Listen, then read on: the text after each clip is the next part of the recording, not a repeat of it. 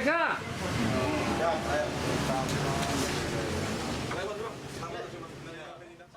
Gelombang aksi protes atas verifikasi faktual yang dilakukan Komisi Pemilihan Umum Daerah Lamongan terhadap dukungan calon bupati dan wakil bupati dari jalur independen terus berlanjut.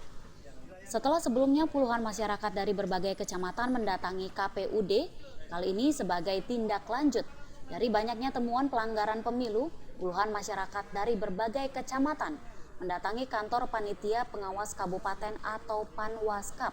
Mereka kemudian menyerahkan hasil temuan pemalsuan bukti dukungan terhadap calon perseorangan yang sudah dinyatakan lolos sebagai kandidat calon bupati dan wakil bupati periode 2015-2020 yang akan digelar di 9 Desember mendatang. Suharjito, koordinator aksi, mengatakan kedatangan ia bersama puluhan warga ini sebagai tindak lanjut laporan adanya banyaknya temuan pelanggaran pemilu yang diduga dilakukan oleh penyelenggara, yakni tanda tangan dan cap jari yang digunakan oleh satu orang, TNI Polri, dan orang meninggal yang turut menandatangani dukungan calon independen yang berjumlah ribuan. Saya membawa beberapa bendel, ya, saya lampirkan bukti-bukti tentang dugaan tanda tangan palsu dan cap jempol palsu. Dan ada beberapa orang yang mati masih bisa tanda tangan di sini.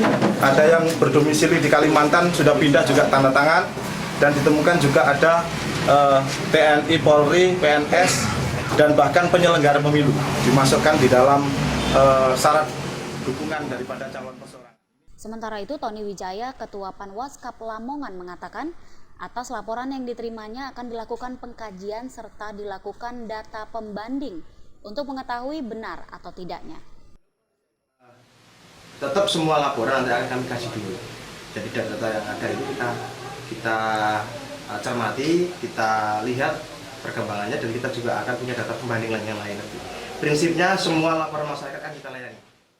Dari Lamongan, Jawa Timur, Muhammad Basoir melaporkan.